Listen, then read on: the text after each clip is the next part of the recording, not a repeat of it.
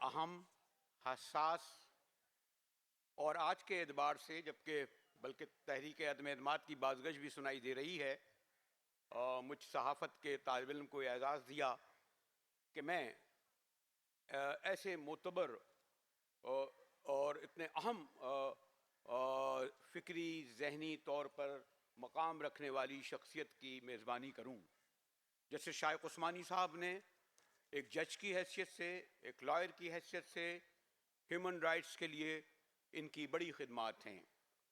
جیسے ناصرہ اقبال کا عام طور پر دو لفظوں میں یہ تعارف کرا دیا جاتا ہے کہ شاعر مشرق علامہ اقبال کی بہو ہیں، لیکن ایسا نہیں۔ آپ جسٹس رہیں اور ماشاءاللہ اس روایت کو جو شاعر مشرق علامہ اقبال سے چلی، ان کے شوہر جیسے جاوید اقبال سے بھی میرا تعارف رہا اور سینیٹر وحید اقبال سے ہے۔ جہاں تک ہمارے چیئرمین سینیٹر رضا بانی کا تعلق ہے تو طالب علمی کے زمانے سے ان سے آشنائی ہوئی، دوستی میں بدلی، پھر آپ کو پتہ ہے چیئرمین سینٹ کا مطلب یہ ہے کہ وہ پاکستان کے صدر کے عہدہ جلیلہ پر بھی پہنچ جاتا ہے۔ کبھی کبھی ہم بے تکلفی سے بھی کام لیتے رہے، لیکن یہ انداز کرتے رہے، اور ان کا جیسے میں نے کہا یہ جو 4 دہائی سے اوپر کا تعلق ہے وہ برقرار رہا۔ موضوع ہے وی دا پیپل دا کانسٹیٹیوشن۔ اب آپ سوچیں کہ اس طرح کے معتبر لوگ بیٹھے ہوں تو پھر میں صرف 2-3 منٹ میں ایک بات کروں گا اور پھر ان کے حوالے کروں گا کہ جب شاعر عوام حبیب جالب ہوتے تھے اور اس کے بعد جو ہے اس سے پہلے یا بعد میں فیض احمد فیض اپنی شاعری سناتے تھے تو ان کا تو یہی ہوتا تھا کہ ستم سکھلائے گے راہ وفا ایسا نہیں ہوتا، صنم سکھلائیں گے راہ خدا ایسا نہیں ہوتا۔ تو جالب صاحب کہتے تھے بھئی شاعری تو ہو گئی، اب ہمارا دیہاتی پروگرام سنو، لاڑکانے چلو ورنہ تھانے چلو۔ تو وہ میرا معاملہ بھی یہ ہے کہ آئین کے بارے میں، کانسٹیٹیوشن کے بارے میں، یعنی آج جب 75 سال ہو گئے ہیں، سوال یہ ہے کہ اس آئین نے کیا دیا۔ اس آئین نے اس ملک کو 3 مارشل لا دیے اور نہ پارلیمنٹ رک سکی، نہ پارٹیاں، نہ جماعت۔ اس آئین کے بعد ہمارے دوست رضا ربانی نے 18ویں ترمیم کے ذریعے کچھ پل باندھنے کی کوشش کی کہ تعلیم اور صحت، لیکن آج بھی آپ دیکھیں کہ وہ جو عوام کی آواز تھی وہ کیا ان پارلیمنٹ تک پہنچتی ہے؟ ہم پیپل، جس کے لیے سب سے بڑی، میں نے کہا کہ جب ایوب خان کا یہ آئین بنا اور جب یہ پہلی جالب صاحب کی نظم آئی، دیکھیے 60 سال بعد بھی زندہ ہے، اور رضا ربانی کو ضرور یاد ہوگا کہ اس وقت میاں منظور قادر نے جو اس لاء منسٹر تھے، جب یہ سنا اور ملک غلام جیلانی کو جو ان کی آسما جہانگیر کے والد تھے ان سے کہا، ایک نوجوان شاعر نے نظم لکھ دی ہے، موچی دروازے میں پڑھتا ہے، ایسے دستور کو صبح بے نور کو میں نہیں مانتا، میں نہیں جانتا۔ ملک صاحب فوراً آئے، کچھ مشورہ دیں کیونکہ اب ہمارا آئین نہیں چلے گا۔ ملک صاحب نے کہا کہ بھائی ایک نظم سے بھی کئی آئین چلے یا ختم ہوئے؟ کہتے ہیں نہیں نہیں، جب وہ پڑھتا ہے تو لاکھوں لوگ اس کے ساتھ پڑھ رہے ہوتے ہیں، اب ہمارا آئین نہیں چلے گا۔ تو یہ ہوتی تھی شاعر کے دیو جس کا محلہ تھی میں جلے، چند لوگوں کی خوشیوں کو لے کر چلے، ایسے دستور کو صبح بے نور کو میں نہیں مانتا، میں نہیں جانتا۔ آج بھی یہی نعرہ میرے خیال میں ہماری زبان پر ہے کہ اس دستور نے عوام کو کیا دیا۔ اس لیے میں چاہوں گا اوپن کرنے کے لیے رضا ربانی کو، چیئرمین سینٹ کو، کہ بتائیے آپ کی 18ویں ترمیم کے بعد بھی اس آئین نے پاکستان کے عوام کو کیا دیا کہ ایسا ہی لگتا ہے کہ ایک امپائر کی چھڑی کی نوک پر یہ پارلیمنٹ، یہ آئین کھڑا ہوا ہے۔ شکریہ مجاہد بریلوی صاحب، اور سب سے پہلے تو میں آکسفورڈ کا بھی شکر گزار ہوں کہ انہوں نے یہ پروگرام منعقد کیا۔ آپ نے آئین کی بات کی، اور جب آپ آئین کی بات کر رہے تھے تو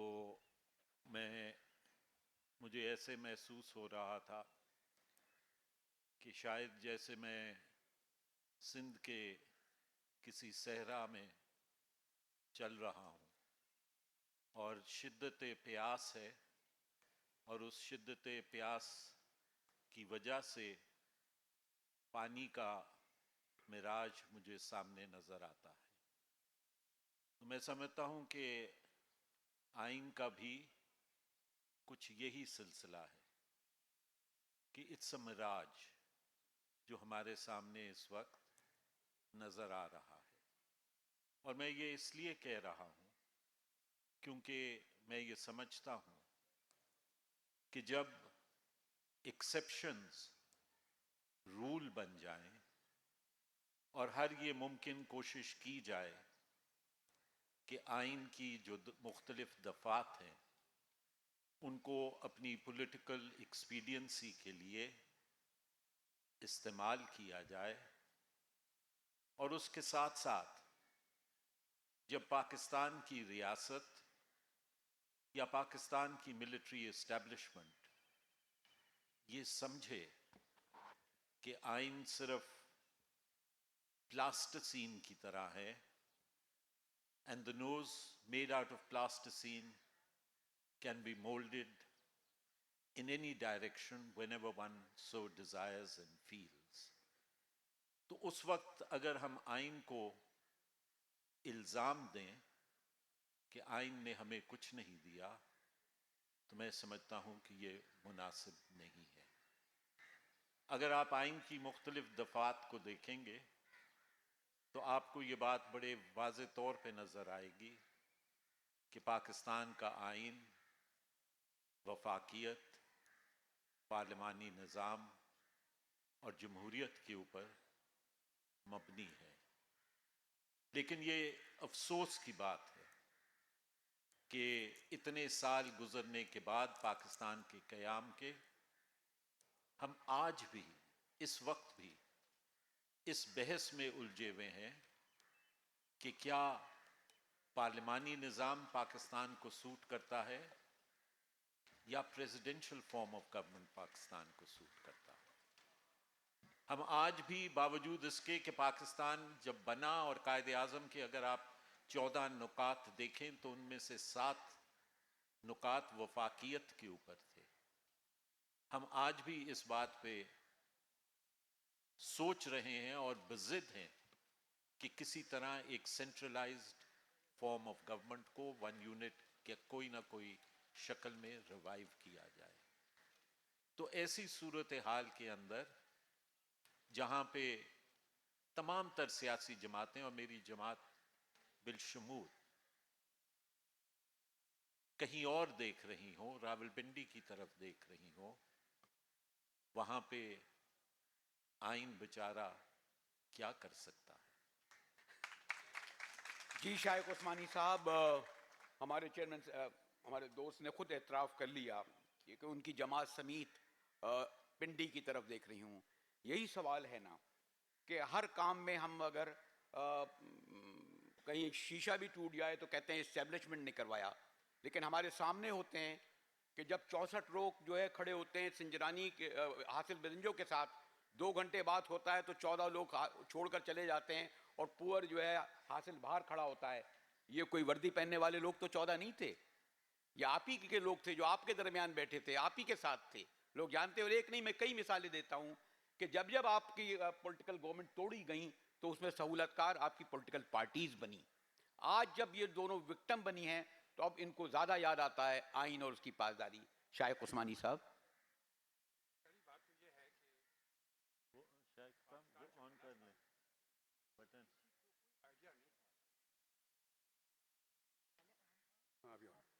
جب پاکستان بنا تھا تو کسی کو کوئی آئیڈیا نہیں تھا کہ کس قسم کا آئین بننا چاہیے پاکستان میں۔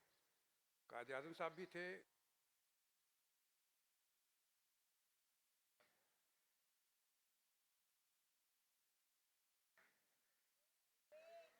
مائک دے دو۔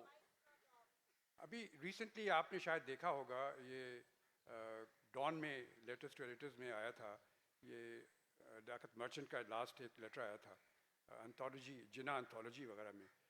اس میں انہوں نے یہ کہا تھا کہ ایک اسپیچ تھی ان کی فیبری 1948 میں جو کہ انہوں نے امریکن لوگوں کو دی تھی، اور اس میں انہوں نے کچھ پرنسپلز بتائے تھے لیکن کوئی خاص خاکہ بیان نہیں کیا انہوں نے، کیونکہ ان کے پاس ایک تو ان کی صحت اتنی خراب تھی اس وقت جب وہ اس کے 1 سال کے بعد پاکستان بننے کے بعد وہ اللہ کو پیارے ہو گئے۔ تو اس وجہ سے، اور پھر جو ہمارا پرابلم تھا پروونسز کا، ایسٹ پاکستان کا، اپنے ویسٹ پاکستان میں 4 پروونسز، کوئی ایک ہمیں کبھی ایک طریقے سے ایک ملک کے طریقے سے ہم لوگ نہیں رہے تھے۔ تو اب اس کو سب جتنے انٹرسٹ ہیں ان کو یکجا کرنا، ایک آئین بنانا جو کہ سب کے لیے قابل قبول ہو، بڑا مشکل کام تھا. کوشش کی گئی، آبجیکٹیو ریزولوشن آئی، اس کے بعد بیسک پرنسپلس کمیٹیز بنی، انہوں نے آئین بنایا، 56 کا آئین بنا، 62 کا، پھر اس کے بعد ایوب خان صاحب آ گئے اور انہوں نے آ کر کے اس کو توڑ دیا، پریزیڈنشیل فارم آف گورنمنٹ لے آئے. تو کبھی کوئی فیصلہ نہیں ہوا کہ کس قسم کا آئین ہمارا ہونا چاہیے. پہلی دفعہ میرے خیال میں کسی نے کوئی خاص کوشش کی ہے پاکستان میں آئین بنانے کی کنسنسس سے، وہ ذوالفقار علی بھٹو تھے، جنہوں نے کہ 1973 میں انہوں نے، اور محمود قصوری کو بڑا کریڈٹ جاتا ہے اس کے لیے، اور حفیظ پیرزادہ مرحوم، ان کو بھی بڑا کریڈٹ جاتا ہے، انہوں نے بھی کافی اس میں کام کیا. ان لوگوں نے مل کر کے ایک آئین کی تشکیل کی، اور جو کہ میرے خیال میں اچھا خاصا آئین تھا، پارلیمنٹری فارم آف گورنمنٹ، اور اس کو انہوں نے پیش کیا، اور وہ کنسنسس تھا، یعنی یہاں تک کہ علماء حضرات بھی اس کو ایکسیپٹ کرتے تھے. یہ ایک پہلا آئین تھا جو بائی کنسنسس بنا تھا. اب اس کے بعد تو اور کوئی پرابلم نہیں ہونا چاہیے تھا، ایک آئین آ گیا ہمارے پاس کنسنسس سے فائنلی 73 میں.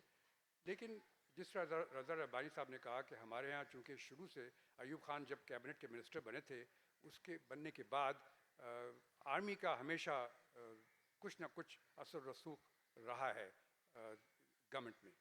اس کی وجہ سے وہ کبھی ایکچولی آ جاتے تھے پاور میں، یا کبھی پیچھے سے رسیاں کھینچتے تھے، اور یہ ہمیشہ چلتا رہا معاملہ. اور جب بھی ان کا موقع ملا انہوں نے آئین کو توڑ بروڑ کر کے اپنے مقاصد کے لیے استعمال کیا، جس کی وجہ سے ہمیں یہ پرابلمز ہوئے. اگر ہم اسی آئین کو فالو کرتے 1973 کو، اب آپ 1973 کے آئین میں بھی دیکھیں 21 امینڈمنٹ آ چکی ہیں، اس کی 73 سے لے کر کے اب تک 21 امینڈمنٹ اس میں آ چکی ہے. اتنی امینڈمنٹ کی کیا ضرورت تھی؟ لیکن یہ اپنے مقاصد کے لیے لوگوں نے اس میں امینڈمنٹ کرتے رہے. لیکن بعض صورت آئین میں کوئی خامی نہیں ہے. میرے خیال میں 1973 کا آئین بڑا اچھا ہے، اور اس کے بعد جو 18th امینڈمنٹ لے کے آئے تھے، جس میں کہ رضا ربانی صاحب کا کافی اس میں کام تھا، جو وہ لے کے آئے، اس میں انہوں نے جو یہ کیا کہ انہوں نے پروونسز کی پاورز بڑھا دی اور فیڈریشن کی پاورز کم کر دی. کیا یہ صحیح ہے، یہ غلط ہے، یہ تو وقت ہی ثابت کرے گا. اس کی وجہ سے کافی پرابلمز بھی ہوئے، چونکہ سینٹر کو ایک دم سے کنٹرول کرنا اور ان کو کہنا کہ بھئی اب تمہارا کوئی حق نہیں ہے کسی چیز میں انٹرفیئر کرنے کا، یہ ذرا مشکل کام ہے اس ملک کے لیے، جہاں پہ کہ سینٹر اور فیڈریشن کی بڑی پاورز ہیں، خاص طور سے چونکہ آرمی کی ان کو سپورٹ ہے. تو اب یہ پروونسز خود بھی جو ہیں ابھی اس قابل نہیں ہیں ہمارے کہ جو کہ اپنے جتنے کام ہیں وہ ان کو صحیح طریقے سے سر انجام دیں.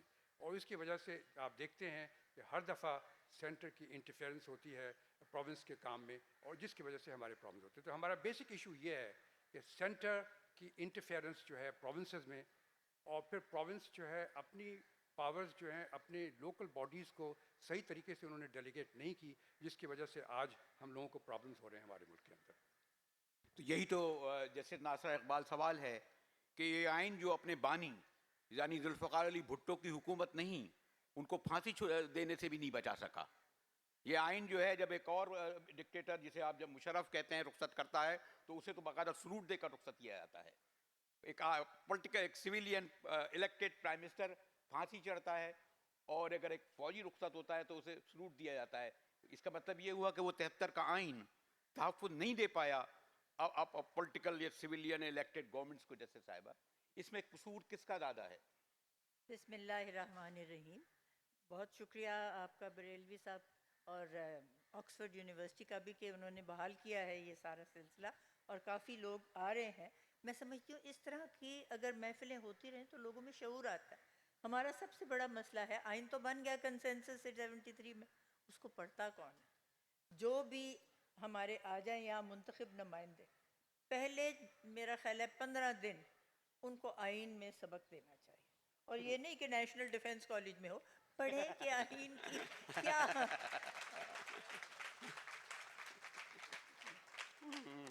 تو آئین کی قدریں ہمیں تبھی پتہ لگ سکتی ہیں، اور اس پہ عمل درآمد صحیح تب بھی ہو سکتا ہے جب سب لوگ جو بیٹھے ہوئے ہمارے منتخب نمائندے ان کو پتہ ہو کہ کیا آئین ہے اور اس کے اوپر عمل ہم نے کیسے کرنا ہے. عمل سے زندگی بنتی ہے، جنت بھی جہنم بھی.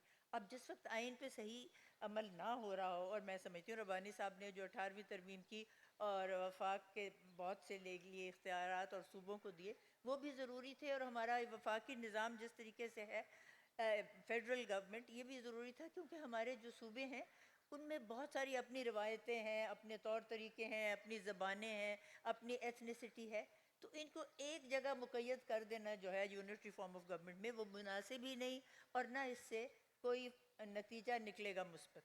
تو آئین بیچارہ تو جو ہے نا وہ بالکل بے ضرر ہے، اور ہر چیز کا اس میں ہے دیا ہوا کہ کس انداز میں کون سا کام کرنا ہے۔ بات یہ ہے کہ آئین کو آپ مقید کرتے، اور پھر یہ کہنا کہ ذوالفقار علی بھٹو کو اسی آئین نے ٹنگایا، بالکل نہیں۔ جس وقت ان کو ان پہ سولی پہ چڑھایا تو اس وقت تو آئین تھا ہی نہیں، اور باقی بھی جو حالات ہوئے یہ ہم نے خود کیے۔ اصل میں دیکھیے ایوب خان کو بلا لیا ڈیفینس منسٹر کے طور پہ، آئین میں لکھا ہوا ہے، اور قائد اعظم نے اس بات پہ خاص حوالہ دیا تھا کہ آپ دیکھیے گا کہ جو ہماری افواج ہیں ان کا اس میں حلف کیا ہے، ان کا حلف ہے کہ ہمارے جو سرحدیں ہیں ان کا آپ نظام سنبھالیں اور دفاع صحیح طور پہ کریں، کیونکہ جو دکانداروں کا ایک تھا حکومت ہمارے اوپر، وہ تو چلی گئی نا، مسلط کر کے ہمارے اوپر وہ سارے جھگڑے جن کو ہم اب کس انداز میں سولو کریں، وہ بھی زبانی ہو سکتا ہے یا ایک دوسرے کے ساتھ افہام و تفہیم سے ہو سکتا ہے، یہ سب کام جنگوں سے نہیں ہوتے، یہ ہوتے ہیں اس انداز میں کہ آپ بھی سوچیں کہ آپ نے اگلے کی بات سننی ہے۔ جو ٹالرنس کا جو لفظ ہے وہ تو ہماری لغات سے ہی نکل، جب تک ہم سب اس کو اپنا نہ لیں اور یہ ہم سوچیں کہ ہر فرد ہے ملت کے مقدر کا ستارہ، وی دا پیپل مینز ہم لوگ، ہم نے یہ بنایا آئین، اگر ہم نے یہ بنایا آئین اور اس کے اوپر کوئی ڈفرینس آف اوپینین نہیں تھی تو اس پہ عمل کرنا بھی ہم شہریوں کا بھی کام ہے، اور جو ہمارے ساتھ بیٹھے ہوئے مقننہ میں ان کا بھی کام ہے، اور انتظامیہ کو ضروری ہے کہ اس کے بارے میں بھی قائد اعظم نے کہا تھا کہ انتظامیہ یاد رکھیں کہ وہ لوگوں کے ملازم ہیں، دا سرونٹ آف دا پیپل۔ اب یہاں جو بھی اقتدار میں آ جاتا ہے وہ سمجھتا ہے میں تو بادشاہ ہوں۔ یہ تو اچھا ہوا کہ 18ویں ترمیم میں رضا ربانی صاحب کی قیادت میں جو ہوا تو یہ بات نکل گئی کہ نہیں یہ تو غلط ہو گیا، سوری، جو تیسری باری کسی کو لانا تھا الیکٹ کرنا وہ انہوں نے ہمارے اوپر کیا۔ لیکن رضا ربانی یہ تو نہیں روک سکے نا 18ویں ترمیم، بلکہ اچھا ہے 18ویں ترمیم کا ذکر آ رہا ہے، اور رضا ربانی اس کے آرکیٹیکٹ ہیں اور انہوں نے بڑی محنت کری۔ یہاں میرے چیف منسٹر بیٹھے ہیں بلوچستان کے، ڈاکٹر مالک بلوچ صاحب، ان سے پوچھئے کہ یہ اس بلوچستان کے باپ کہاں سے نکل کے آ گئے اور پھر میں رضا ربانی سے ود ڈیو رسپیکٹ یہ پوچھوں گا کہ رضا ربانی آپ نے جب بنایا تھا 18ویں ترمیم آپ جب لائے تھے تو اس وقت کیونکہ اسلام آباد میں آپ کی حکومت تھی، آپ کو اس وقت نہیں تھا کہ اسلام آباد میں حکومت بدل جائے گی، اور آج کیا ہوا؟ آج آپ کی پارٹی، سوری ٹو سے، میں آپ کو نہیں کہہ رہا آپ کی پارٹی کو کیونکہ آپ ذرا ہٹ کر بھی ہیں، کہ 10 سال میں آپ نے اگر 18ویں ترمیم کے ذریعے ایجوکیشن لی، ہیلتھ لی، تو 4 کروڑ بچے اسکول کیوں نہیں جاتے سندھ میں؟ 18ویں ترمیم نے کیا دیا؟ پھر میں آپ سے یہ بھی پوچھوں گا کہ آج بھی آپ کا چیف منسٹر چلا رہا ہوتا ہے کہ وفاق نے مجھے 86 ارب روپیہ نہیں دیا، تو پھر ذرا اچھا ہے، ذرا لوگوں کو بعد میں سوال بھی کریں گے کہ ہمیں بتائیں کہ اتنا بڑا کارنامہ جو آپ کا 18ویں ترمیم کی صورت میں تھا اس نے صوبوں کو کیا دیا؟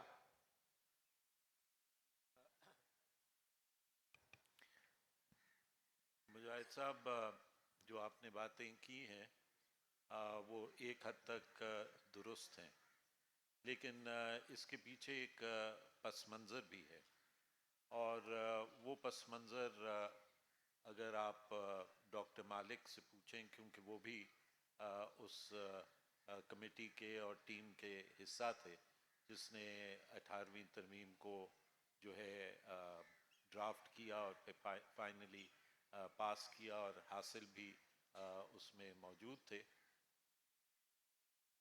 18ویں ترمیم کو یا ڈیولوشن کو پہلے دن سے ہی ایکسیپٹ نہیں کیا گیا۔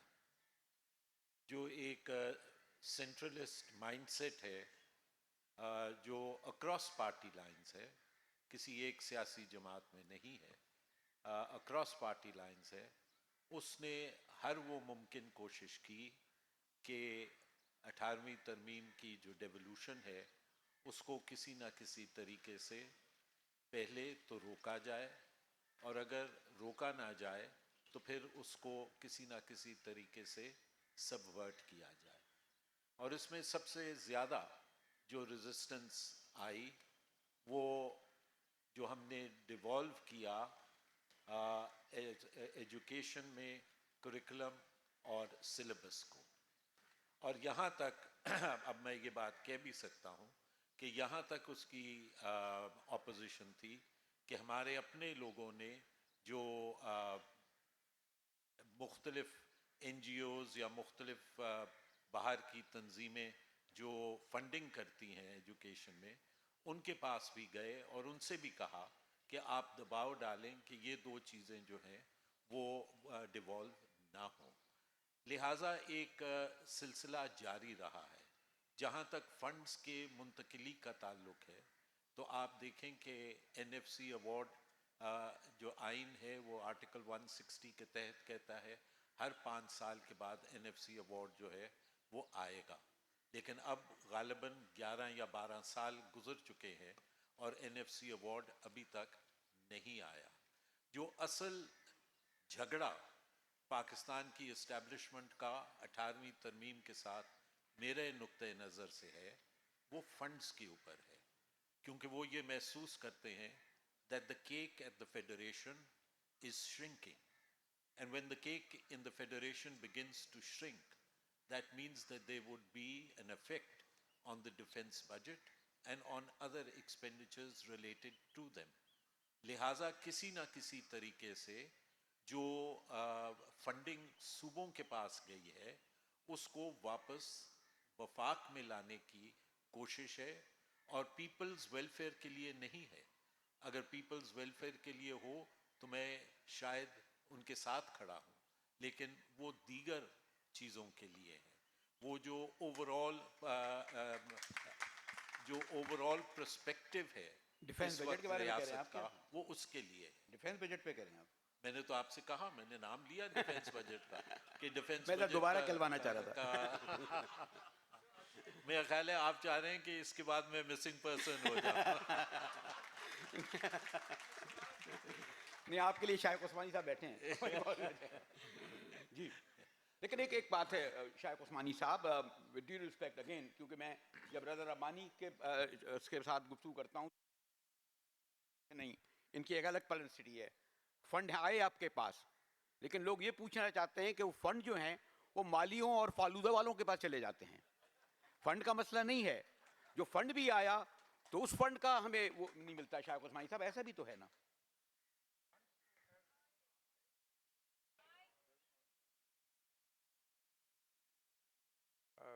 بدقسمتی سے ہمارے ملک میں کلچر ایسا ہے کہ جب پیسے نظر آتے ہیں تو ہر ایک اس کو اٹھانے کی کوشش کرتا ہے.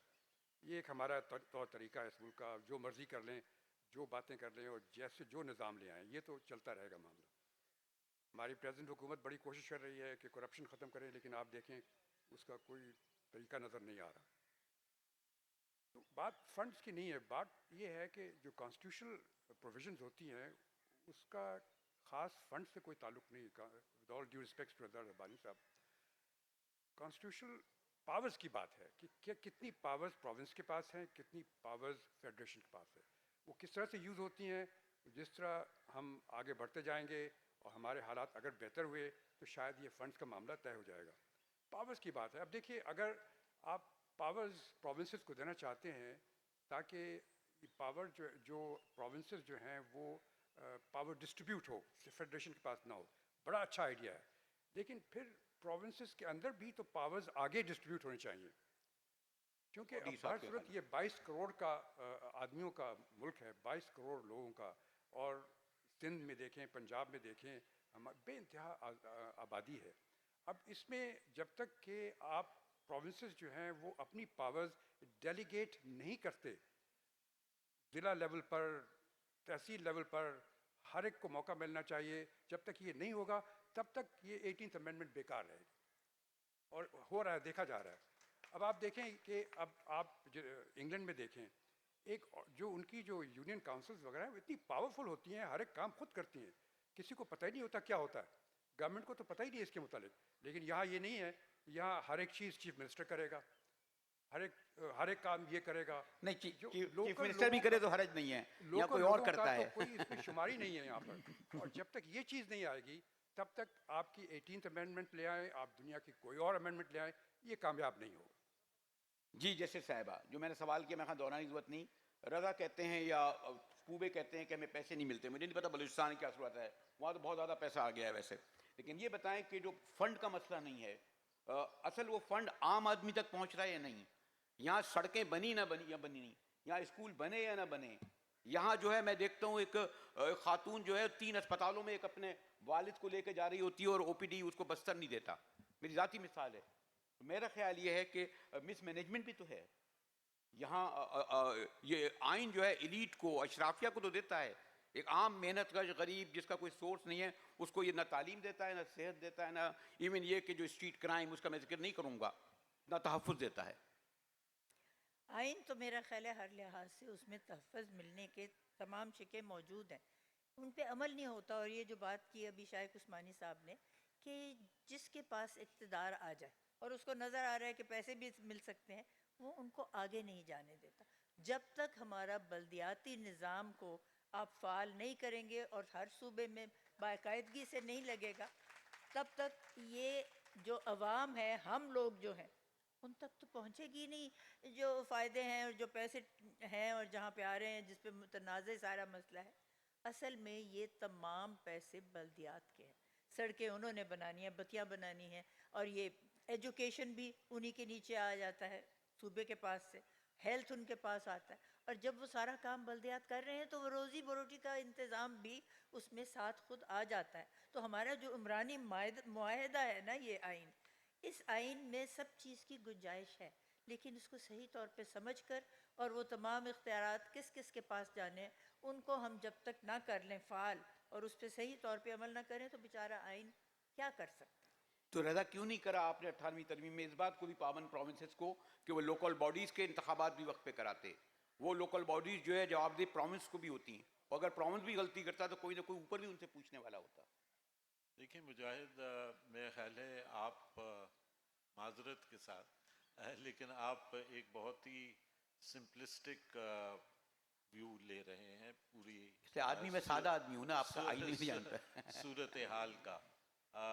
ये अपनी जगह बिल्कुल दुरुस्त है, and I do not sit here to defend any corruption और मिसयूज ऑफ फंड्स, लेकिन हमें इसका एक होलिस्टिक व्यू देखना पड़ेगा, और वो ये है कि पूरे माशरे के अंदर जो है वो करप्शन जो है वो समोई हुई है, और लिहाजा आप अगर एक स्लॉट से निकाल के फंड्स को दूसरी स्लॉट में भी डाल देंगे तो कुछ बेहतरी की तरफ हम नहीं बढ़ेंगे मौजूदा सूरत हाल के अंदर, मेरे मुताबिक। उसके लिए आपको एक ओवरऑल जो थिंकिंग है रियासत की, उस थिंकिंग को आपको तब्दील करना पड़ेगा। आप जब तक सिविलियन सुप्रीमेसी को कायम नहीं करेंगे, उस वक्त तक ये तमाम चीज़ें जो हैं वो चलती रहेंगी। और उसकी वजह ये है कि अभी आपने बलूचिस्तान की बात की, जब मालिक और दूसरी गवर्नमेंट्स वहाँ पे मौजूद थी तो फंडिंग इतनी नहीं उनको मिल रही थी। आप उनसे पूछें रेकोडिक का क्या हुआ। रेकोडिक आज दिन तक सूबे के पास नहीं गया। आर्टिकल 172(3) जो था वो ये कहता था कि 50% जो है वो सूबों का हिस्सा है और 50% जो है वो वफाक का हिस्सा है।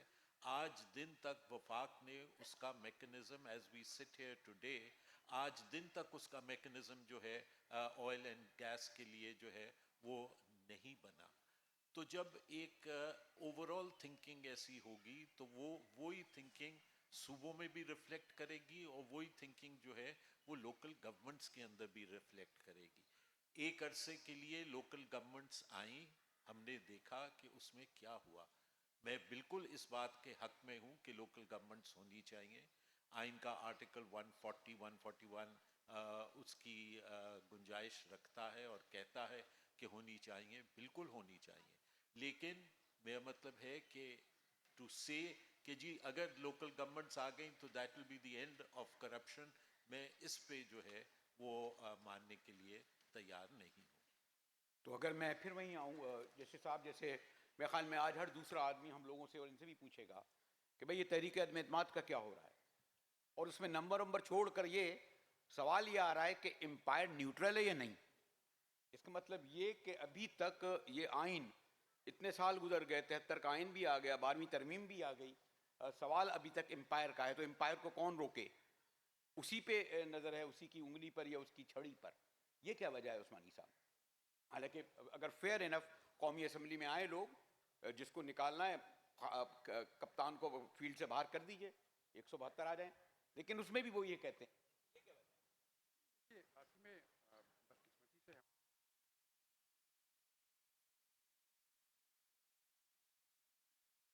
دیکھیے ساری دنیا میں جو ڈیموکریسیز ہیں صحیح معنی میں، جب الیکشنز ہوتے ہیں تو پارٹیز ایک دوسرے کے خلاف باتیں کرتی ہیں، ان کی جو کمزوریاں ہیں ان کو بیان کرتی ہیں، ان کو کرٹیسائز کرتی ہیں، خوب ہنگامے ہوتے ہیں، الیکشن ہو جاتے ہیں۔ الیکشن ہونے کے بعد ایک پارٹی کو میجورٹی مل جاتی ہے، وہ پاور میں آ جاتی ہے، اور وہ پھر اپنا کام کرتی ہے، 3 سال 4 سال کرتی ہے، اور اسمبلی کے اندر ڈسکشنز ہوتی ہیں، کوئی چیز بغیر اسمبلی میں ڈسکشن کرنے کے نہیں باہر جاتی، اور کبھی اس کا قانون نہیں بنتا۔ اس طرح سے ملک چلتے ہیں اور چلتے رہیں۔ لیکن ہمارے یہاں کیا ہوتا ہے، الیکشن جب ہوتے ہیں اس وقت خوب لڑائی جھگڑے ہوتے ہیں، جب الیکشن ہو جاتے ہیں اور ایک پارٹی حکومت میں آ جاتی ہے تو دوسری پارٹی اس کو نیچے اتارنے کی کوشش کرنا شروع کر دیتی ہے، ڈے 1 سے یہ نیچے اتارنا شروع کر دیتی ہے، اور ہر جگہ اس میں رکاوٹیں پیدا ہوتی ہیں، اور جو رولنگ پارٹی ہے وہ بھی کوشش یہی کرتی ہے کہ جو چاہے اس قسم کے قوانین بنا لے۔ اب دیکھیں ریسنٹلی کیا ہوا ہمارے ملک میں، جس طرح سے آرڈیننسز بن رہے ہیں، یہاں پر آرڈیننسز کی فیکٹری بنی ہوئی ہے، حالانکہ آرڈیننسز آئین کے مطابق اس وقت بنائے جاتے ہیں ارجنسی میں جبکہ پارلیمنٹ سیشن میں نہ ہو، ورنہ کوئی قانون بغیر اسمبلی کے پاس ہوئے نہیں بننا چاہیے، لیکن نہیں ہوتا ہمارے یہاں پہ جو بھی حکومت میں ہوتی ہے وہ اپنے مقصد کے لیے کوئی قانون بناتی ہے۔ اب آپ دیکھیے جو امینڈمنٹس وغیرہ جو ابھی آئی ہیں ریسنٹلی، وہ تو سب پرسن اسپیسیفک امینڈمنٹس ہیں جو کہ آئی ہیں اور لوگ کرتے ہیں۔ تو مقصد یہ ہے کہ اپنے آپ کو ڈیموکریسی کہنا تو صحیح ہے، لیکن ایک ڈیموکریسی کی طرح ایکٹ کرنا مشکل ہے، اور وہ بیسک پرابلم ہم لوگوں کا یہ ہے۔ اسی طرح سے لوکل گورنمنٹ پہ بھی ابھی رضا ربانی صاحب نے 140 آرٹیکل کا بیان کیا۔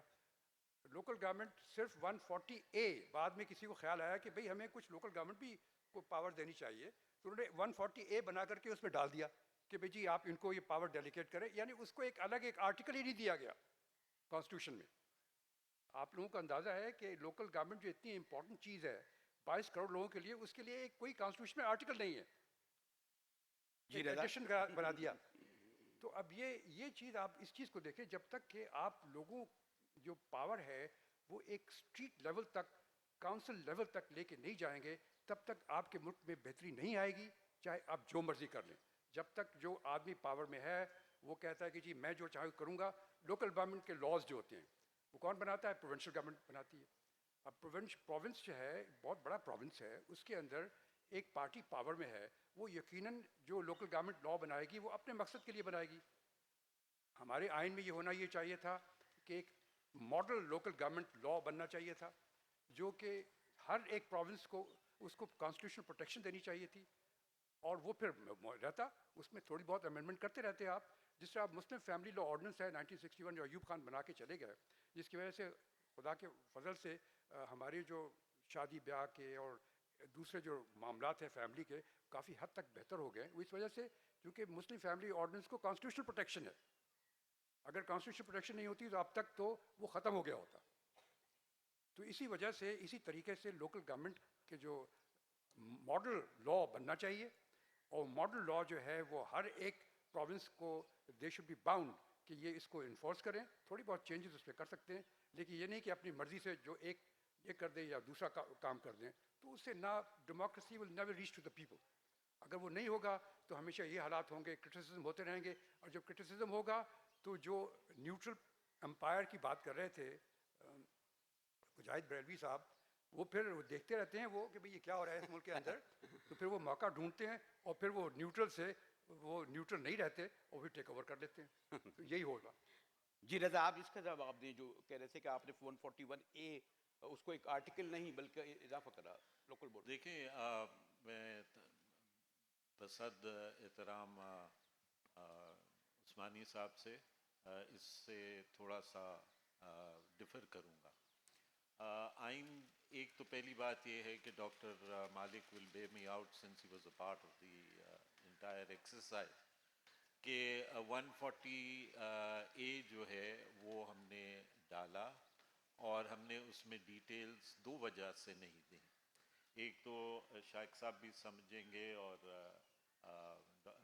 ڈاکٹر صاحبہ بھی کہ we did not want to burden the constitution. اگر آپ ہندوستان کا کانسٹیٹیوشن دیکھیں تو that goes down into the nitty gritty of it of everything. لیکن ہمارا جو کانسٹیٹیوشن ہے that touches on basic principles. لہٰذا the basic principle of local bodies was defined. The contours of the powers of the local bodies were defined in the said article. Number one. Number two, local bodies یہاں پہ پھر وہی بات آ گئی. local bodies جو ہے وہ ایک صوبائی سبجیکٹ ہے. اگر وفاق اس کے اوپر ایک پیرنٹ لیجسلیشن کر دیتی ہے اور کہتی ہے کہ جی آپ ٹیک اٹ اور لیو اٹ، تو میں سمجھتا ہوں کہ وہ صوبائی خود مختاری کے اندر مداخلت ہے. آئین نے ایک حدود دے دیے، اب ہر صوبے کے اوپر ہے کہ وہ اپنے حدود کو اپنے قانون کو جو ہے وہ اس کے مطابق جو ہے وہ بنائے اور اس کو ڈھالے. ایک بات. دوسری بات جو ہے دیکھیں بات ہو رہی ہے کہ جی لوکل باڈیز ہوں گی تو عوام تک ڈیموکریسی جائے گی. میں صدر احترام اس سے اختلاف کرتا ہوں، اور وہ میں اس لیے اختلاف کرتا ہوں کہ ریاست جب تک وفاق اور صوبوں یا وفاق کے اندر جمہوریت کو پنپنے نہیں دے گی اس وقت تک جمہوریت کے ثمرات جو ہیں وہ عوام تک نہیں پہنچیں گے. وفاق جو ہے وہ اس کا اپنا ایک ایجنڈا ہے. The state has its own agenda and therefore it manipulates the political process. It manipulates the political parties, including my political party. I'm not singling out any one political party. And it manipulates the system. تو جب اتنی بڑی manipulation ہو اور ایسے لوگوں کو اقتدار میں لایا جائے جو ریاست کے ایجنڈے کو آگے لے کے چلیں، تو اس میں پھر آپ یہ ایکسپیکٹ کریں کہ ویسٹ منسٹر ڈیموکریسی جو ہے وہ پاکستان کے اندر پرویل کرے گی. وہ نہیں ہوگی. شائق صاحب نے بالکل درست پوائنٹ آؤٹ کیا کہ جب ایکسیپشنز جو ہیں وہ رول بن جائیں، جیسے میں نے ابتدا میں کہا it is an exception under article 89 کے آرڈیننس لایا جائے، لیکن یہاں پہ کوئی ایسی لیجسلیشن نہیں ہوئی جس کے اوپر آرڈیننس نہیں آیا. It is an exception in the rules of business of the federal government کہ سرکولیشن کے ذریعے سے یعنی کابینہ نہ ملے اور ایک سمری کو ممبرز کے اندر سرکولیٹ کر دیا جائے. یہاں پہ اتنے امپورٹنٹ فیکٹرز جیسے ٹی ایل پی کی کو پرسکرائب کرنا تھا، پھر ٹی ایل پی کو ڈی پرسکرائب کرنا تھا، وہ تمام کے تمام تھرو سرکولیشن ہوئے. کابینہ کی میٹنگ نہیں ہوئی. جب ریاست عوام سے معاہدات کو خفیہ رکھے، چاہے وہ آئی ایم ایف کی کنڈیشنالٹیز ہوں، چاہے وہ امریکہ کے ساتھ تعلقات ہوں، چاہے وہ آپ کا ٹی ایل پی کا اگریمنٹ ہو، آج دن تک نہ پارلیمان کو پتا ہے، نہ میرا خیال ہے آپ میں سے کسی کو پتا ہے کہ what were the terms and conditions of the agreement arrived at between the state and the TLP. آپ کو اس بات کا بھی علم نہیں ہے کہ جو ٹی ٹی پی کے ساتھ جو مذاکرات ہوئے ان کی اجازت کس نے دی؟ کیا عوام نے اجازت دی؟ کیا پارلیمان نے اجازت دی؟ ریاست نے از خود ٹی ٹی پی کے ساتھ مذاکرات کا آغاز کیا، پھر سیز فائر کیا، پھر سیز فائر وائلیشنز ہوئی، پھر وہ سیز فائر ختم ہو گیا، پھر ڈائلاگ ختم ہو گیا. But we as the people are totally in the dark as to what has transpired and what has not transpired. جبکہ اس کا ڈائریکٹ فال بیک اور اس کا ڈائریکٹ بیک لیش جو ہے وہ آپ اور میں محسوس کرتے ہیں جب ٹیررزم آن دا اسٹریٹس ہوتا ہے. اس وقت ریاست یا ریاستی عہدیدار جو ہیں وہ وہاں پہ موجود نہیں ہوتے. ریاست میں تو ہے کیا ریاست کیا ہے؟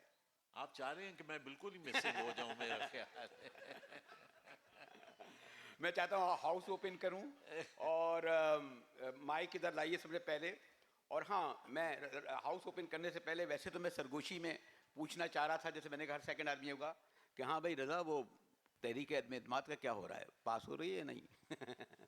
جی آپ کا نام پلیز، اگر میں چاہوں گا یہ کوشش کریں کہ 1 منٹ میں سوال ہو، نام بتائیں تاکہ جن سے جواب چاہیں وہ دے سکیں. جی بالکل. میرا نام مظفر خواجہ ہے اور میرا سوال شائخ عثمانی صاحب سے ہے.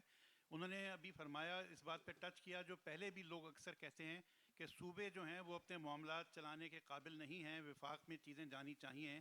تو جو لوگ وفاق میں جاتے ہیں وہ بھی تو صوبوں سے ہی جاتے ہیں، اور جو وفاق سے حکم آئے گا امپلیمنٹ تو صوبوں میں ہی ہونا ہے اس نے. تو پھر یہ لاجک، یہ منطق مجھے سمجھ میں نہیں آتی. اور آپ کی اجازت سے ایک سوال رضا ربانی صاحب کے ساتھ بھی کہ سے بھی موقع فائدہ اٹھاتے ہوئے، کہ کیا ایسا تو نہیں کہ دونوں بڑی جماعتیں پھر جو ہے وہ اسٹیبلشمنٹ کی سہولت کاری کر رہی ہیں؟ بھئی جو لوگ ان کو لائے ہیں اور ان سے نہیں چل رہا، ان کو چلانے بھگتنے دیں ان کو کچھ دیر. عثمانی صاحب اور پھر رضا. جی جی دیکھیے، وفاق ہر جگہ ہوتا ہے، ساری دنیا میں ڈیموکریسی میں ایک فیڈریشن ہوتی ہے جو کہ سارے ملک کو دیکھتا ہے. پروونس جو ہے وہ سارے ملک کو نہیں دیکھتا، وہ صرف اپنے پروونس کو دیکھتا ہے. جو انڈیویجول پروونس ہیں ان کو دیکھتے ہیں، اور یہ ایک صحیح ڈسٹریبیوشن ہے اور ساری ڈیموکریسیز میں یہ ہوتا ہے. لیکن اب آپ کا جو سوال تھا یہ کہ جو لوگ پروونس سے ہی جاتے ہیں فیڈریشن میں، صحیح ہے، یقیناً وہیں سے جائیں گے، لیکن رولز مختلف ہوتے ہیں. آپ جب پروونس میں ہوتے ہیں تو آپ کا رول اور ہوتا ہے، جب آپ وفاق میں ہوتے ہیں تو آپ کا رول اور ہے. اور جو حکومت میں جو لوگ رہ چکے ہیں وہ اس چیز کو سمجھتے ہیں کہ آپ کی ذمہ داریاں مختلف ہوتی ہیں. لیکن پاورز کی ڈیلینیشن بہت ضروری ہے. جو میں شروع سے آپ سے کہہ رہا تھا کہ یہ ڈیلینیٹ ہونا چاہیے کہ وفاق کی کتنی پاورز ہیں اور پروونسز کی کتنی پاورز ہیں اور لوکل باڈیز کی کتنی پاورز ہیں، اور اس میں انٹرفیئرنس کسی طریقے سے ٹالریٹ نہیں ہونا چاہیے، اور نیوٹرل امپائر وغیرہ کو بھی اس میں داخل نہیں ہونا چاہیے. آسان سوال عثمانی صاحب سے کیا، مشکل سوال رضا ربانی سے کر لیا آپ نے. پھر ادھر آ جائیے گا مائک لے کے. جی مظفر، میں دو بڑی سیاسی جماعتوں کے بارے میں تو کچھ نہیں کہہ سکتا، لیکن میں اپنے لیے یہ ضرور کہتا ہوں کہ اکثر مجھے یہ محسوس ہوتا ہے کہ I have strings attached to me. السلام علیکم. میرا نام رضی اللہ خان ہے. میرا کچھ معصومانہ سوال ہے کہ پرائم منسٹر صاحب سندھ میں آتے ہیں، 1100 ارب روپے گورنر ہاؤس میں دے کے چلے جاتے ہیں اور پوچھتے ہیں کہ سندھ گورنمنٹ ڈیولپمنٹ کا کام نہیں کر رہی. تو کیا وزیر اعلیٰ سندھ جو ہیں کیا کسی انڈیا کے وزیر اعلیٰ ہیں یا کیا؟ تو ان سے بھی، ان کے پاس آئیں، ان سے ملیں، وہ بھی اس ملک کا ہی حصہ ہیں. تو جو ہے نا ان سے ملیں، ان سے بات کریں، پیسے ان کو دیں، ان سے جواب طلب کریں. پھر پوچھتے ہیں کہ ہمارے وہاں سڑکیں نہیں بنی، ہمارے وہاں روڈیں نہیں بنی، ہمارے وہاں پارک نہیں بنے. ٹھیک، اوکے، چلیں ان کا سوال بھی لے لیتے ہیں. میڈم کو دونوں کا جواب دے دیں گے پلیز. یہ خاتون کا. میرا نام انیتا پنجانی ہے اور میرا سوال ہے کہ کانسٹیٹیوشن میں عزت ریسپیکٹ کرتی ہوں کانسٹیٹیوشن کی، لیکن جو بیسک روٹ کاز ہے جس میں منارٹیز کے ساتھ جو ریلیجیس ڈفرینسز ہے کہ کوئی بھی بڑی سیٹس پہ نہیں آ سکتا، جیسے پریزیڈنٹ نہیں ہو سکتا، یہ نہیں ہو سکتا. اور دوسرا، پوری ورلڈ میں صرف 2 کنٹریز ہیں جس کا ریلیجن اور اسٹیٹ سیم ہے، الگ نہیں ہے، ایک. تو کیا یہ روٹ کاز نہیں ہے؟ اور دوسرا سوال، سب سے زیادہ حدود آرڈیننس اور یہ جو سب آتے ہیں تو 50% عورتیں ہیں یہاں پہ. تو عورتوں کے ساتھ یہ جب ناانصافی ہوگی اور ریلیجیس پارٹ جو نان مسلمس ہیں اتنے سارے, تو کیا یہ سب ملک کو بہتر ڈیموکریسی والا میسج دے سکتے ہیں ورلڈ میں, اور کیا یہاں پر پرامن جی امن آ جسٹس سکتا ہے؟ صاحبہ. بسم اللہ. دیکھیے اب تو ہمارا ویمنس ڈے بھی آنے والا ہے, اور سب سے پہلے تو میں کہتی ہوں 365 دن جو ہے نا وہ خواتین کے ہوتے ہیں, ایک دن تو اشارتاً صرف ہم کرتے ہیں. اور جب تک خواتین, جیسے قائد اعظم نے کہا تھا, ساتھ نہ چلے تحریک آزادی میں, تو ہم ساتھ تھے سب کے سب. انہوں نے کہا کہ ان کو چار دیواری میں مقید کرنا گناہ بھی ہے اور جرم بھی ہے. خواتین ویسے ہی اس ملک کی ترقی میں نکلے جیسے انہوں نے تحریک آزادی میں حصہ لیا تھا. تو لازمی ہے, دیکھیے دودھ جو ہے نا بچے کو ماں بھی نہیں دیتی جب تک وہ روئے نا. تو ہم نے یہ سارا کچھ اس کے بارے میں کچھ نہ کچھ اپنا کردار سامنے لانا ہے. اور یہ 9 یا 8 تاریخ جو ہے وہ اس کا ایک ہوتا ہے سمبل, کہ اس دن ہم نکل کے اپنی شکایت کو زیادہ سے زیادہ کہیں. لیکن ہم ویسے بھی کر سکتے ہیں. اب یہ جو آرڈیننس والی بات ہے, یہ تو میں سمجھتی ہوں بالکل نہ ہاتھ. This is making legislation by executive fiat. اور یہ جب اسمبلیاں وہاں بیٹھی ہوئی ہیں, ان کو پروروگ کر دیں گے ایسے ہی سے, اور اگلے دن جو بھی ان کی مرضی ہے قانون میں تبدیلی لائیں. یہ طریقہ کار درست نہیں. اور یہ کہ اگر جو پرائم منسٹر آف پاکستان ہے وہ آئیں اور اس میں گورنمنٹ ہاؤس میں بیٹھ کے اور جو بھی اپنا اندازہ لگانا ہے وہ لگا لیں, اس کو تو ہم صحیح جمہوریت کہہ ہی نہیں سکتے. ہماری جو ہے بدقسمتی یہ ہے کہ شعور ہم لوگوں کو حاصل نہیں ہوا جب سے ہمیں آزادی حاصل ہوئی ہے. تو اس شعور کو بڑھانے کے لیے ایک تو جیسے 4 کروڑ لوگ کہا انہوں نے کہ سڑکوں پہ بچے ہیں, ان کو اسکولوں میں لے جانا میری اور آپ کی ذمہ داری ہے. یہ کہہ دینا کہ جی حکومت کہاں ہے, وہ کیا کر رہی ہے, ہم لوگ ہیں, ہمارا آئین ہے, ہماری حکومت ہے. اور بات یہ ہے کہ ایک شعر ہے, میں اب کوٹ کر دوں, لمبی بات ہو جاتی ہے. اگر کج رو ہے انجم, آسماں تیرا ہے یا میرا, مجھے فکر جہاں کیوں ہو, جہاں تیرا ہے یا میرا, یہ ہم سب کا ہے.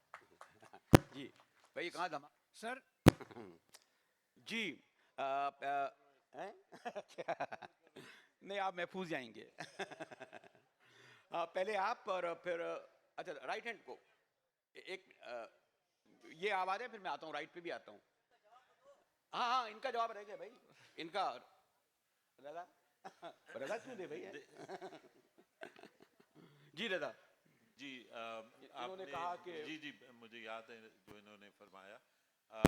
دیکھیں آپ نے بالکل درست فرمایا, اور وفاق جو ہے, اور خاص طور پہ ایک پارٹیسپیٹری فیڈرلزم جہاں پہ ہو, وہاں پہ یہ لازم ہے کہ صوبے اور وفاق کے درمیان ہم آہنگی ہو. اگر کسی بھی وجہ سے وزیر اعظم چیف منسٹر ہاؤس نہیں آ سکتے, تو پھر آئین نے اس کا ایک طریقہ کار بنایا ہوا ہے, اور وہ کاؤنسل آف کامن انٹرسٹ ہے. کاؤنسل آف کامن انٹرسٹ میں بیٹھیں, وہاں پہ چیف منسٹرز بھی موجود ہوتے ہیں, چیف منسٹر سندھ بھی ہوں گے, اور جو ڈیولپمنٹ کی ایک کام ہے, جو ڈیولپمنٹ کے فنڈز ہیں, وہ کاؤنسل آف کامن انٹرسٹ کے ذریعے وہ صوبہ سندھ کو یعنی چیف منسٹر اور پروونشل گورنمنٹ کو منتقل کر سکتے. تو پھر سی ایم ہاؤس میں کیوں نہیں بلا لیتے اس بار, کوئی ضرور تھوڑی ہے کہ اسلام آبادی میں ہو. تو شاید اس طرح آ جائیں پرائم منسٹر. پھر چلیں جی جی آپ کو دیجیے پہلے, پھر آپ کے پاس آئیں گے بیٹا. السلام علیکم. بیٹا ان کو دی. اچھا سوری, یہ پہلے ہاتھ اٹھایا تھا انہوں نے, سوری. ایک پھر آپ کو پوچھتے ہیں. میرا چلے. نام محسن ہے. میرا سوال یہ ہے کہ بلوچستان کے مسنگ پرسنس کے حوالے سے ہماری ڈیموکریٹک پارٹیز کا حوالہ کیا ہے, اور وہ کدھر کھڑی ہوئی ہیں؟ مجھے وہ دیکھتی نہیں ہے کہیں بھی, جتنی بھی ڈیموکریٹک پارٹیز ہیں پاکستان کے اندر. دوسرا یہ, میں سمجھتا ہوں پاکستان کے کانسٹیٹیوشن کو ہر 30-40 سال بعد نئی جنریشن آتی ہے, اس کو چینج کرنے کی ضرورت ہے. ہمیں نئے سوشل کانٹریکٹ کی ضرورت ہے. بیسکلی 18 امینڈمنٹ اپنی جگہ, لیکن 63 اور 56 کا آئین زیادہ بہتر طریقے سے پاکستان کو واضح کرتا ہے. فیڈریشن کی بات نہیں کر رہا میں اس حوالے سے, باقی کلوز کی بات کر رہا ہوں, باقی سبجیکٹس کے حوالے سے بات کر رہا ہوں. تھینک مجاہد صاحب, جی آپ بھی, آپ پلیز. جی عثمانی صاحب سے. عثمانی صاحب 1935 ایکٹ کے موجودگی میں 35 ایکٹ کی موجودگی میں یہ جو آبجیکٹو ریزولیشن جو آیا تھا, جو ایک ٹرائبل سوسائٹی کے لیے تھا, کوئی ڈیموکریٹک سوسائٹی کے لیے نہیں تھا. یہ جس نے क्वेश्चन अगर आप अगर कर लें स्पेसिफिक. इस वही क्वेश्चन है ना. Okay. एक सेकंड लगेगा बस. वही मेरा क्वेश्चन है कि 35 एक्ट के मौजूदगी में एक कबायली सिस्टम का ऑब्जेक्टिव रेजोल्यूशन जो मार्शल का सबब बना, जो मजहबी रिजिडिटी का सबब बना, जो इस मुल्क के सारे डेमोक्रेटिक सिस्टम की तबाही का सिस्टम बना, आपका क्या ख्याल है इसके मुताबिक? Thank you. Good. और दूसरा नासरा बीबी के लिए, बाबा सदर आप लाहौर से हैं, यहाँ सदर में बड़े अंग्रेज दौर के टॉयलेट्स थे, हमारे लोकल बॉडीज वाले टॉयलेट्स ही बेच देते हैं, आप उनके लिए क्या राइट्स मांग रही हैं? देखिए, पहली बात तो ये, अगर आप तारीख़ में जाएं, कॉन्स्टिट्यूशन मेकिंग की तारीख़ में, तो जो हमारे फाउंडिंग फादर्स थे, जब पहली दफ़ा कॉन्स्टिट्यूशन असेंबली बैठी थी, मेरे ख्याल में 11 अगस्त को बैठी थी, और उसके बाद उन्होंने काम करना शुरू किया. किसी को कोई आइडिया नहीं था क्या करना है. सबको ये पता था कि ये मुल्क इस्लाम के नाम पे बना है, तो हमें इस्लामी प्रोविजंस तो होनी चाहिए हमारे आइन में. लेकिन ये किसी को अंदाज़ा नहीं था कि किस किस्म का आइन बनेगा. तो जो डॉक्टर अली ख़ान साहब ने 1949 में ऑब्जेक्टिव रेजोल्यूशन वो बनाई, और उन्होंने कहा कि ये मैंने बहुत बड़ा कारनामा कर दिया, उसको सब ने रिजेक्ट कर दिया. सारे पाकिस्तान ने, ईस्ट पाकिस्तान ने और वेस्ट पाकिस्तान के जितने लोग थे, उन्होंने सब ने रिजेक्ट कर दिया उसको. उलमा ने भी उसको रिजेक्ट कर दिया.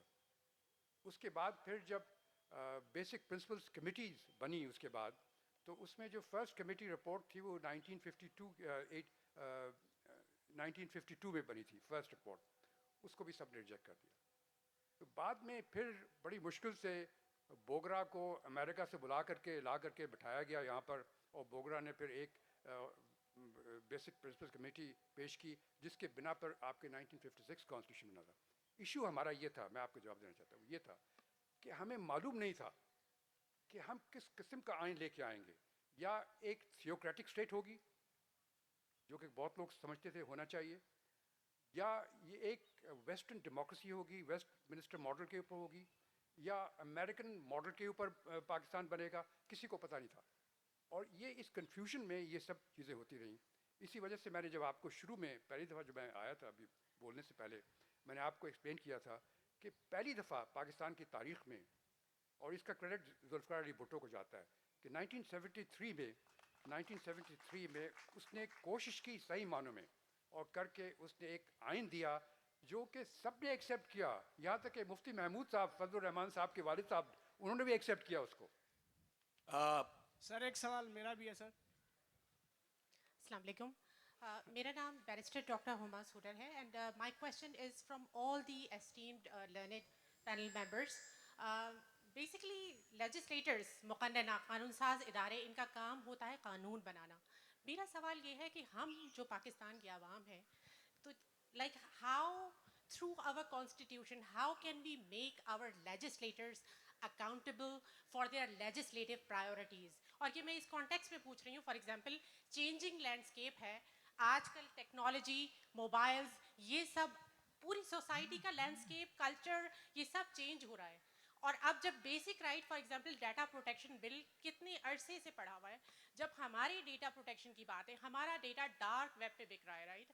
So like who is gonna make these legislator accountable कि हम जो कॉमन पब्लिक हैं, पूरा स्टार्टअप्स हैं या टेक्नोलॉजी व्हाटएवर, जिसकी वजह से कॉमन पब्लिक या जो नए यंगस्टर्स आ रहे हैं, काम करना चाहते हैं, उनकी प्रोटेक्शन के लिए लेजिस्लेशन हो. Who will make them accountable that they should set their legislative priorities? Thank you. Oxford के एम्पायर बता रहे हैं कि आपके पास 3 मिनट हैं, तो इसलिए जल्द. मुजाहिद साहब हम भी हिस्सा अरे फिर एक आप भी जो सवाल कर लें प्लीज.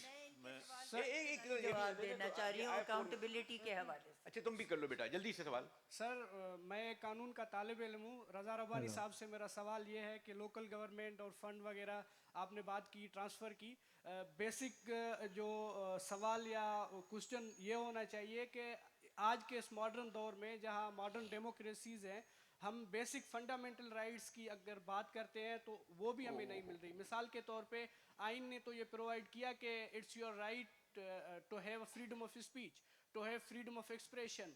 बेटा 2 मिनट रह गए, एक सवाल और जल्दी से दो, then concluding. Madam please, sorry please, देखो अब देखो बेटा क्या करूं मैं, what can I do. Ji, I am Professor Shaista Afandi, Hassan Ali Afandi. We founded education in Pakistan as Sir Sayyid in Hindustan and Justice Amir Ali in Bangladesh. I have a great respect and regard for every member of the panelist who is sitting there. سوال please. سوال میرا آ رہا ہے آپ کے پاس. اور ایک minute رہ گیا ہے. Okay. The thing is, we make a joke of a very dire situation we are in. And we need to know what are we planning to do ahead. Tha, great. What are we doing ahead? We have lovely technocrats. We have a lot of educated people who can make a huge difference. And we are on loan. Can we sit here like this as though nothing is happening and our children are so badly affected? رضا آپ کو تجربہ ہے کیونکہ آپ chairman senate رہ چکے ہیں کہ جلدی جلدی سوال کے جواب دے دو. آپ دینا چاہ رہی تھی. جی میں وہ احتساب کی بات کا جواب تو سیدھا سا دیتی ہوں. ہم لوگ اپنی امانتیں ان کو دیتے ہیں جو اقتدار میں آتے ہیں، اس وجہ سے کہ انہوں نے ہمارے سے وعدے کیے نہیں پورا کرتے، آپ ووٹ ہی نہ ان کو دیں. اب تو الیکشن پھر آ رہا ہے تو وہ پارٹی وہ آ ہی نہیں سکتی اقتدار میں. یہ تو ان کا احتساب خود ہو گیا. 2 پارٹیوں کا تو احتساب ہم کر بیٹھے، اب تیسری کی باری ہے. دوسرا، نوجوان بہت سارے ہیں. میں یہ کہنا چاہ رہی ہوں اب لوکل گورنمنٹ کا الیکشن ہونا ہے اور بلدیات میں آپ سب داخل ہوں. 12 بندوں کی ضرورت ہے. آپ اپنا پلیٹ فارم بنا لیں اور ابھی داخل کر دیں اپنے کار ساتھ. جب تک نوجوان سامنے نہیں آئیں گے اس قوم کی قسمت بدل نہیں سکتی. رضا لاسٹ کنکلوڈنگ ورڈ. ایک سوال پوچھ سکتا ہوں یار مجھے وہ تو ان لوگوں نے بالکل حکم دیا ہے آکسفورڈ والوں نے کہ 1 منٹ. آخری سوال اگر اجازت ہو تو. چلے بس 1 منٹ، آدھے منٹ میں سوال ہے. جی. جیسے ابھی ہماری سندھ گورنمنٹ وزیر اعظم کی مخالفت کرتی ہے تو کیا یہ مناسب نہیں ہے کہ پیپلز پارٹی کی قیادت وزیر اعظم کے خلاف بیان دے، نہ کہ ایک سی ایم ایک وزیر ہیں؟ کیونکہ جب ہم ڈیموکریسی کی بات کرتے ہیں تو میرے خیال میں ہمیں اتنا ڈیموکریٹک ہونا چاہیے کہ وزیر اعظم کے خلاف قیادت بیان دے، نہ کہ ذیلی وزراء بیان دے. آپ اس میں کیا کہیں گے؟ 1 منٹ میں رضا پلیز. جی میں بالکل ایک جو شروع کا سوال بلوچستان کے بارے میں تھا وہ رہ گیا تھا، اس کا بھی میں جواب دے دیتا ہوں. دیکھیں سب سے پہلے تو میں یہ سمجھتا ہوں کہ بلوچستان کا جو مسئلہ ہے وہ صرف اقتصادی مسئلہ نہیں ہے، وہ ایکو پولیٹیکل مسئلہ ہے. نمبر 1. نمبر 2، جہاں تک مسنگ پرسنز کا تعلق ہے اور بلوچستان کا تعلق ہے، ٹوٹلی ان ایکسیپٹیبل. مسنگ پرسنز چاہے بلوچستان میں ہو، چاہے صوبہ سندھ میں ہو، چاہے پنجاب میں ہو، چاہے خیبر پختونخوا میں ہو، ریاست کو اس بات کا حق نہیں ہے کہ وہ مسنگ پرسنز بنائے اور مسنگ پرسنز رکھے. اس کے ساتھ میں جو پچھلے 2 دنوں سے یا 3 دنوں سے اسلام آباد میں بلوچستان کے طلبہ کے ساتھ ہو رہا ہے، اس کی بھی میں سختی سے مذمت کرتا ہوں اور میں سمجھتا ہوں کہ وہ بات جو ہے وہ مناسب نہیں ہے. یہاں پہ سوال اٹھایا گیا اکاؤنٹیبلٹی کا. اکاؤنٹیبلٹی کے لیے اگر میں اپنے آپ سے شروع کرتا ہوں اور پھر معذرت سے آپ کے لیے بھی میں سب کے لیے کہنا چاہتا ہوں کہ کلچر آف ریزسٹنس جو ہے وہ ختم ہو چکا ہے. ہمارے اندر کلچر آف ریزسٹنس نہیں رہا.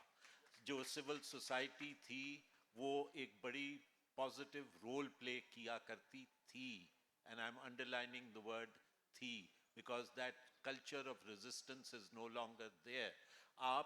You can hold your elected representatives accountable by simply making pressure groups on various legislations, on various issues and approaching them. یہ طریقہ کار ہے of accountability before the final accountability which comes through elections. Finally, جو آخری سوال تھا on the question of where are we headed, as long as Pakistan's establishment does not put the priorities in place and does not let civilian ascendancy take place, we are headed nowhere. آخری بات جو میرے بھائی نے کہی کہ کیا صوبائی وزراء کو یہ حق ہونا چاہیے کہ وہ پرائم منسٹر کو کرٹیسائز کریں. آپ صوبائی وزراء کی بات کر رہے ہیں. میں سمجھتا ہوں کہ ایک یا سی ایم، میں سمجھتا ہوں کہ ایک ٹانگے والے کو اور رکشے والے کو بھی حق ہے کہ وہ پی ایم کو یا کسی بھی لیجسلیٹر کو یا پبلک آفس ہولڈر کو کرٹیسائز کر سکے. تھینک یو سو مچ. مہمانوں کا شکریہ جیسے شائخ عثمانی، ناصر اقبال، لیکن سب سے زیادہ اتنے لائیولی کراؤڈ کا کہ میرا جی چاہ رہا تھا کہ اس کو کنٹینیو کروں، but as you know Oxford کے یہ لاز میں ہوتا ہے کہ پورے 1 گھنٹے میں اس پروگرام کو کنکلوڈ کر دیا جائے. Once again all the people جو یہاں بیٹھ کر جنہوں نے اس سیشن کو سنا. اور چلتے چلتے یہ بھی بتا دوں کہ ہم نے آج میر حاصل خان بدنجو جن کی بڑی قربانیاں ہیں ان کے لیے ایک سیشن، ایک بک سیشن رکھا ہے. بلوچستان کے سابق چیف منسٹر ڈاکٹر مالک بلوچ خاص طور پر اس پروگرام کے لیے آئے ہیں اور وہ پروگرام جیسمین میں ہوگا. Thank you so much.